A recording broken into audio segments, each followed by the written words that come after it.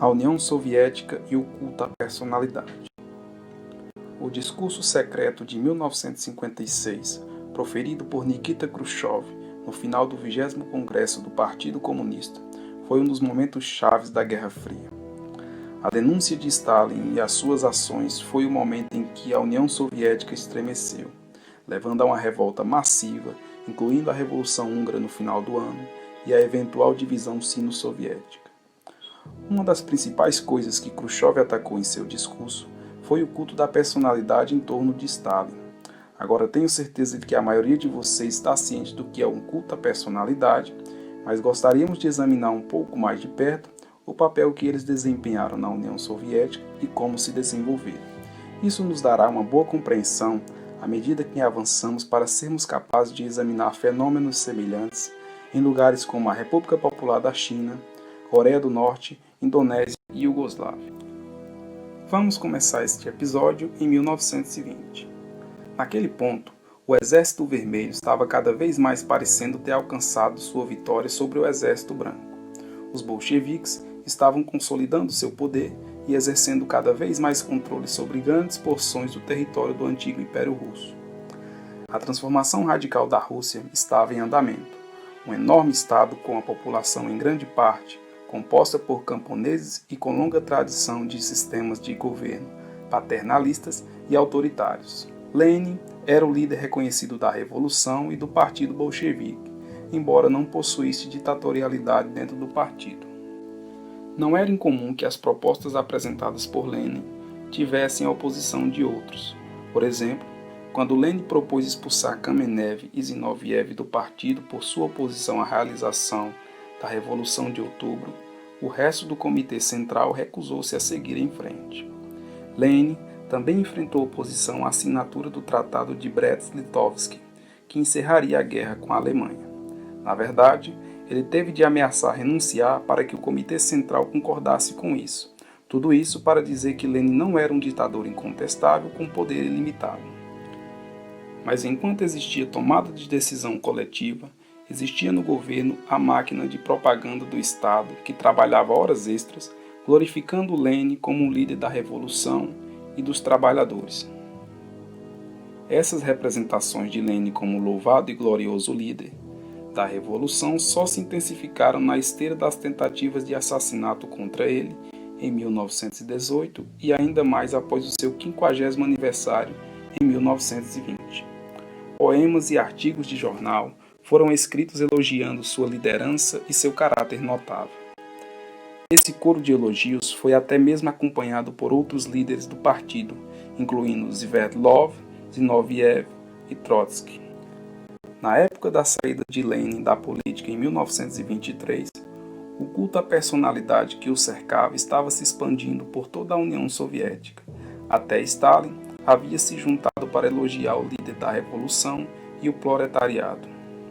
Então, por que a liderança marxista do novo Estado igualitário buscaria a glorificação de um homem quase beirando a bajulação? Afinal, em nenhum momento Marx encoraja a construção de um culto à personalidade em torno da liderança da Revolução. Na verdade, o marxismo minimiza ativamente o papel da personalidade no processo histórico dentro da lógica do materialismo dialético. Então, de onde ele veio? Bem, muitos estudiosos argumentaram que ela se originou de legados da cultura russa.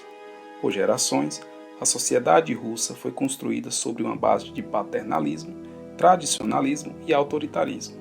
Apesar dos propósitos revolucionários do comunismo na Rússia, simplesmente varrer séculos de vida era impossível. Em vez disso, era mais fácil consolidar o Estado soviético, aproveitando alguns dos mecanismos do antigo regime. O povo estava acostumado a uma figura paterna governante, o czar. Então, agora, em vez de um czar, o líder do Partido Comunista assumiria esse papel. Onde as pessoas baseavam suas vidas em ensinamentos religiosos, agora o marxismo ocuparia esse lugar. Em vez de ler a vida dos santos ortodoxos, muito populares entre os camponeses do início do século XX, por sinal, foram substituídas as biografias de Lenin e outros líderes. A morte de Lenin no início de 1924 apenas alimentou o culto que o cercava. Petrogrado, anteriormente São Petersburgo, foi renomeado como Leningrado. Numerosas cidades, aldeias e oblastes também foram renomeados em sua homenagem. Bebês nascendo recebiam variações de seu nome, como Vladlen, Vilen, Vilo e Marlen. A mais alta condecoração estadual, a Ordem de Lenin, recebeu seu nome. Seu corpo foi preservado e colocado em um mausoléu na Praça Vermelha. O mausoléu, conhecido da maioria de vocês, tenho certeza, que um dia for usado para a liderança sênior durante reuniões importantes, celebrações e memoriais relevantes para a União Soviética. A ideologia oficial do Estado tornou-se não o marxismo, mas o marxismo-leninismo. Foi a interpretação de Lenin da teoria do marxismo. Então, qual foi a opinião de Lenin sobre esse culto à personalidade que estava sendo construído em torno dele? Bem, há uma falta de consenso sobre isso.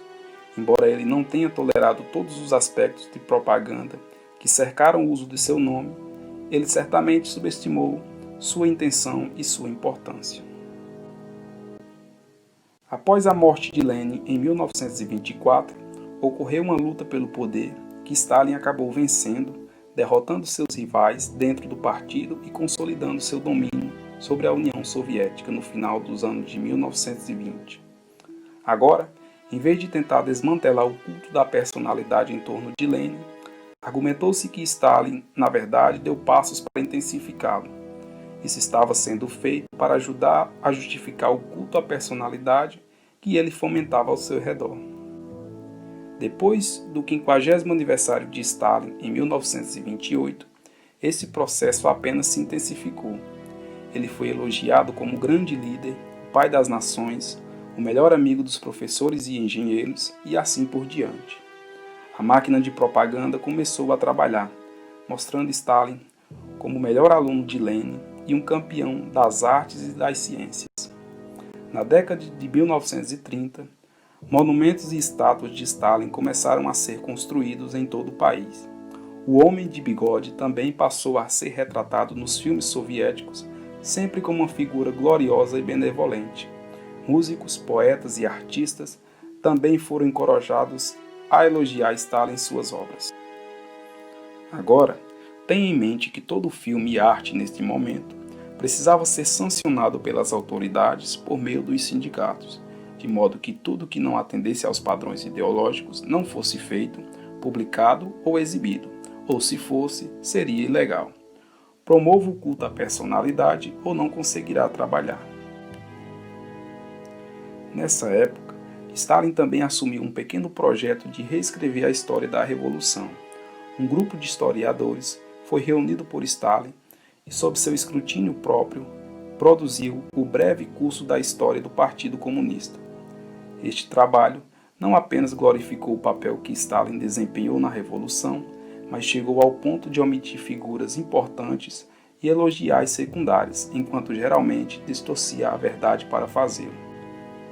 Esta é amplamente considerada a principal obra escrita do stalinismo, como uma tentativa de colocar Stalin no panteão dos pensadores marxistas, junto com Marx, Engels e Lenin.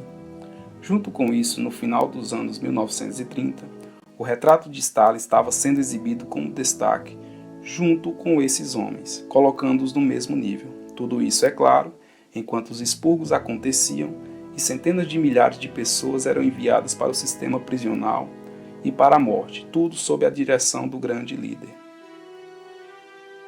Agora, a vitória na Grande Guerra Patriótica apenas exacerbou o culto à personalidade. Afinal, não há nada como arrancar a vitória das garras da derrota para elevar a grandeza percebida de uma pessoa. Stalin assumiu o título de generalíssimo, o único na história soviética e é apenas a quinta pessoa a deter o título na história russa. As principais operações da guerra foram propagandeadas como os 10 golpes de Estado. Cidades em nações europeias conquistadas e ocupadas como Alemanha, Romênia, Bulgária, Polônia, Hungria e até mesmo a desocupada Albânia encontraram-se com cidades com o nome de Stalin. E como Stalin se sentiu sobre tudo isso? Bem, ele foi a força motriz por trás disso, obviamente ele aprovou, mas em público ele certamente demonstraria alguma oposição a ela, criando uma ilusão maior do que o culto à personalidade era realmente impulsionado pela opinião popular.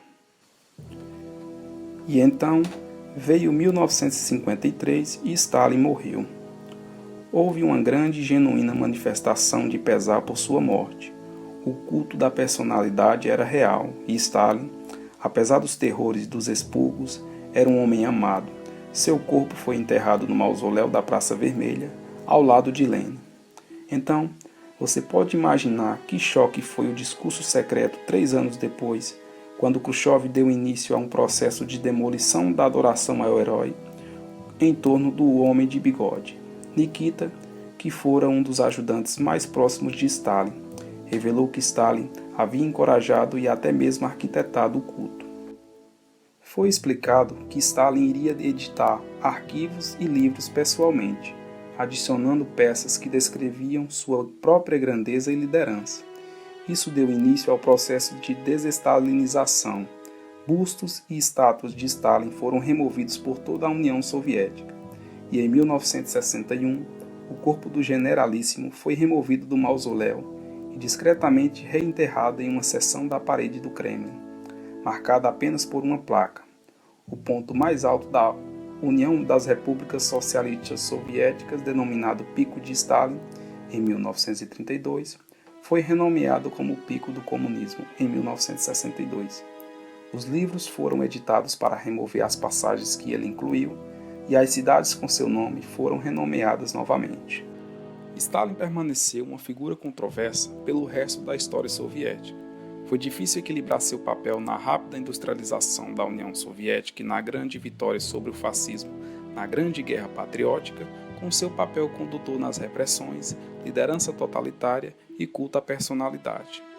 Como o culto de Stalin foi removido, no entanto, o culto de Lenin permaneceu. Na verdade, parte do apelo de Khrushchev à desestalinização foi um retorno aos princípios leninistas no governo, do Estado e do partido. O culto de Lenin permaneceria em vigor até a queda da União Soviética em 1991.